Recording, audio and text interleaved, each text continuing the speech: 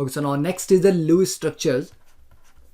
तो Lewis structures draw करने से हमें क्या बेनिफिट मिलता है कि it provides a picture of bonding, कि बॉन्डिंग किस तरह से हो रही है. ठीक है, कि दो एटम्स के बीच में सिंगल बॉन्ड बना या डबल बना, सेंटर पे कौन सा था, बाहर की तरफ कौन से एटम्स लगे हैं. ओके, तो बॉन्डिंग किस तरह से हो रही है, मॉलिक्यूल में कितने शेयर्ड पेयर ऑफ इलेक्ट्रॉन्स हैं, कितने लोन पेयर हैं. ठीक है, तो उसका ये पूरा अच्छा एक आइडिया हमें दे देता है. ओके, तो देखो CH4 है, तो CH4 के केस में क्या होगा, कार्बन या सेंटर में कार्बन के पास 4 इलेक्ट्रॉन. ठीक है, हमने प्रीवियस लेक्चर में प्रैक्टिस किया था. तो 4 तरफ सिंगल बॉन्ड बन रहे हैं 4 हाइड्रोजन के साथ. ओके, तो कार्बन के चारों इलेक्ट्रॉन बॉन्डिंग में यूज हो गए. ओके, अब नाइट्रोजन के यहां पर 3 ही बॉन्ड बन रहे हैं. नाइट्रोजन की वैलेंस इलेक्ट्रॉन कितनी होती है, 5. 3 को बॉन्ड में यूज करना है, तो ठीक है 3 से हम बॉन्ड बना लेते हैं. ठीक है ना, तो नाइट्रोजन का 1 इलेक्ट्रॉन यहां, दूसरा ये तीसरा, तो 3 इलेक्ट्रॉन तो बॉन्ड बनाने में चले गए, बाकी के 2 बचेंगे as a lone pair.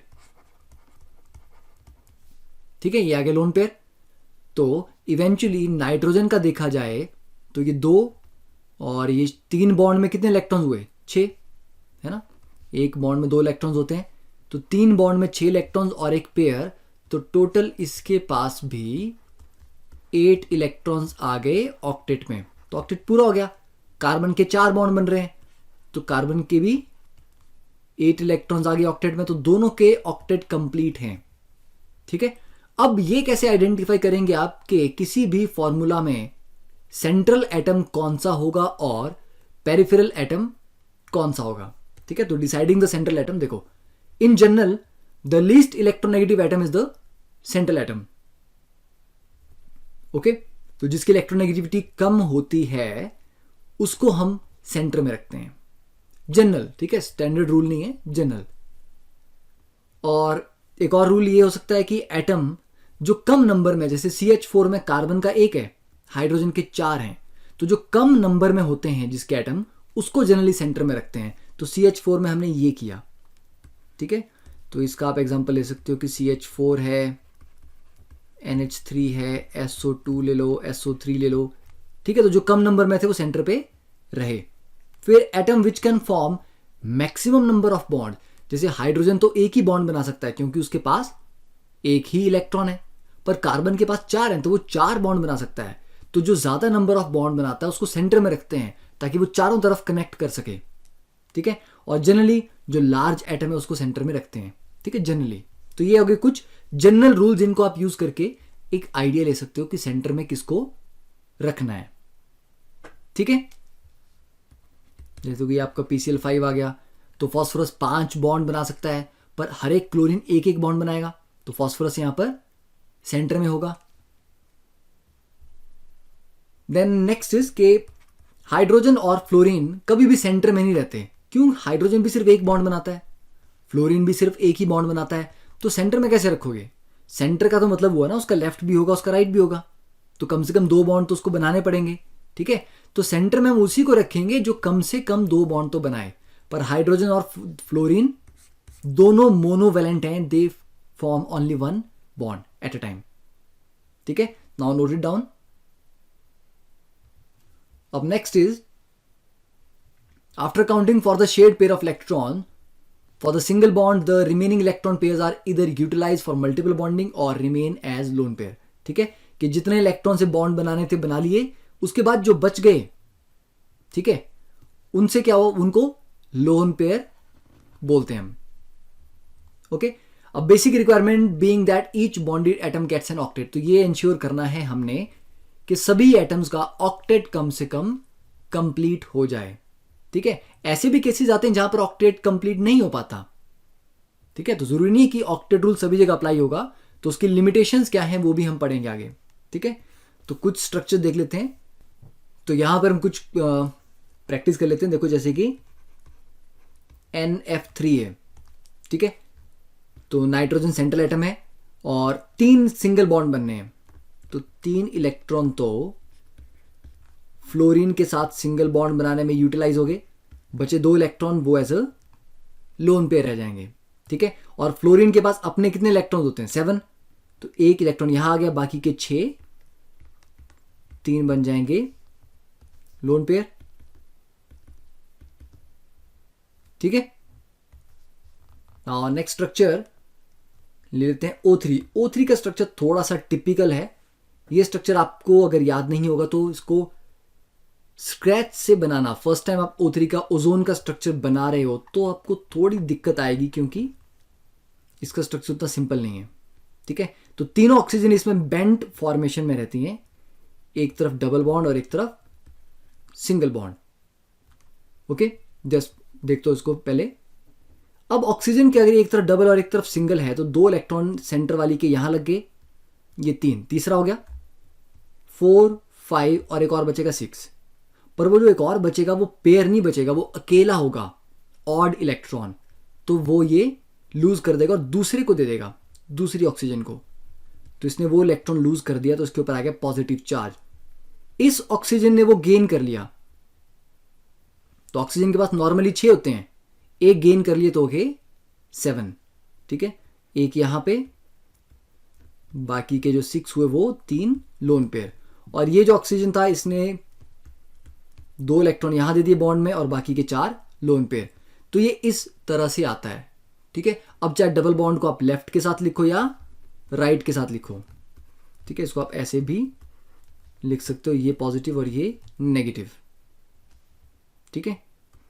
Positive charge, negative charge, इसके पास एक लोन पेयर, इसके पास 2 लोन पेयर और इसके पास 3, ठीक है। अब इस स्ट्रक्चर में सबके ऑक्टेट कंप्लीट हैं। Okay, similarly carbonate ion CO3 2 negative, तो CO3 में जो सेंटर पे होगा that is will be carbon, 3 तरफ ऑक्सीजन। तो पहले सिंगल बॉन्ड बना लो सबके साथ, ठीक है। अब सिंगल बॉन्ड में देखो, कार्बन के 3 इलेक्ट्रॉन तो यूज हो गए, फोर्थ का होगा, फोर्थ भी तो जाना है कहीं, तो मतलब फोर्थ से बना लो एक डबल बॉन्ड, ठीक है। तो कार्बन के 4 से ऊपर बॉन्ड नहीं बन सकते। अब ये जो 2 नेगेटिव हैं, अगर आप इस ऑक्सीजन को देखो तो इसके ये 4, 5, 6 के 6 इलेक्ट्रॉन यूज हो गए और इसका ऑक्टेट पूरा हो गया। तो ये तो नेगेटिव चार्ज नहीं उठा सकता ये ऑक्सीजन, क्यों? क्योंकि ऑक्टेट पूरा है, एक्सीड नहीं करेगा, ठीक है।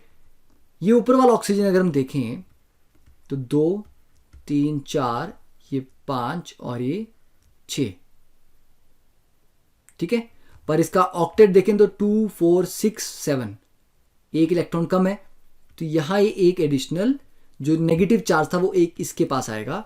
सिमिलरली एक नेगेटिव चार्ज इस ऑक्सीजन पे आएगा, ठीक है।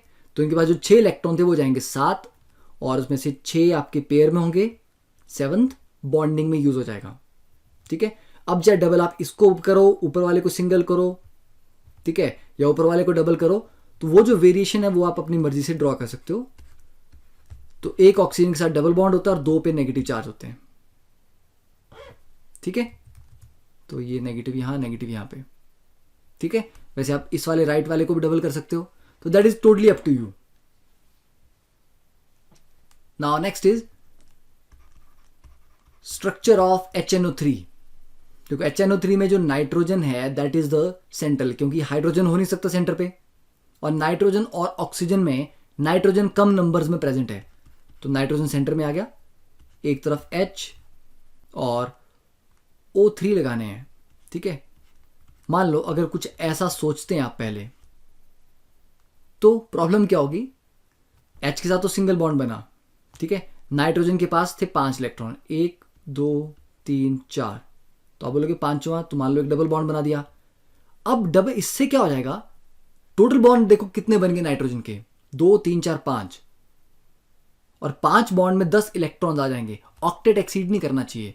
तो ये स्ट्रक्चर गलत है, ठीक है। इसलिए देखो लुईस स्ट्रक्चर ऐसा नहीं आप स्क्रैच से सोच के बना लोगे, आपको पहले बुक तो पढ़नी पड़ेगी कैसा होता है, फिर प्रैक्टिस कर करके स्ट्रक्चर याद रहते हैं, फिर नए स्ट्रक्चर बनाना ईजी होता है। पर पहले जो स्ट्रक्चर्स होंगे 5-10 वो आपको पहले से देखने पड़ेंगे, ठीक है। तो यहां ये होता है HONO2, ऐसा होता है HNO3, ओके। पहले सिंगल बॉन्ड बनाए। अब ऑक्सीजन ने 2 इलेक्ट्रॉन यहां दे दिए, बाकी के 4 पेयर में, हाइड्रोजन ने अपना एक यहां दे दिया, तो ये सेट हो गए। इस ऑक्सीजन के पास 5A6, इस ऑक्सीजन के पास 2 4 5A6, इन दोनों के ऑक्टेट तो कंप्लीट नहीं हो रहे, ठीक है। और सेंटर में नाइट्रोजन के पास एक पेयर बचेगा, तो ये क्या होता है, उस पेयर को यूज कर लेता है, ठीक है, डायरेक्टली बॉन्ड बनाने के लिए। यहां पे बोलो वो एक इलेक्ट्रॉन डोनेट कर देता है दूसरी ऑक्सीजन को। तो नाइट्रोजन के पास 5 इलेक्ट्रॉन थे, इसने एक लूज कर दिया और मान लो इस ऑक्सीजन को दे दिया, ठीक है। तो इसके पास आ गया नेगेटिव चार्ज, नाइट्रोजन के ऊपर आएगा पॉजिटिव चार्ज। तो नेगेटिव से क्या हो जाएगा, ऑक्सीजन के पास 6 से हो जाएंगे 7 इलेक्ट्रॉन, तो 6 यहां, 7वां यहां पर बॉन्ड में, और इधर लगा लेगा ये एक डबल बॉन्ड। तो 2 3 4 इलेक्ट्रॉन यहां यूज कर लिए, 5वां ऑक्सीजन को दे दिया, और इस ऑक्सीजन के ये 4, ठीक है। तो इस तरह का स्ट्रक्चर बनता है HON, एक आपका डबल बॉन्ड आ गया और एक आ गया single O negative N positive, ठीक है। प्रैक्टिस करनी जरूरी है।